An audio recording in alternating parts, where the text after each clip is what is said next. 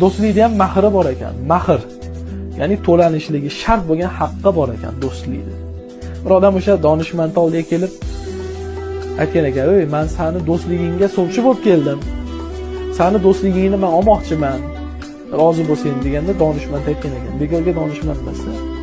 Aytgan ekanki, "Mayli, do'stligimni senga beraman, ammo mahriga 3 ta narsa so'rayman" degan ekan. Nima u desa, birinchisi, men haqimda bo'layotgan chaqimchiliklarga quloq solmaysan. Borib men talabimni olasan. Ikkinchisi, meni ishimga xilof ish qilmaysan. Uchinchisi, meni ko'rko'rona, ya'ni ko'rmasdan turib bir odam ayib olib kelsa, menga ko'rmasdan turib tasdiqlamaysan. Shularni bersang do'stligimni senga beraman, shu mahrlar to'lasang. Qarang. Hoy birodarlar, ko'pchiligimiz hali do'stligimizni mahrini berganimiz yo'q. To'lab qo'yinglar.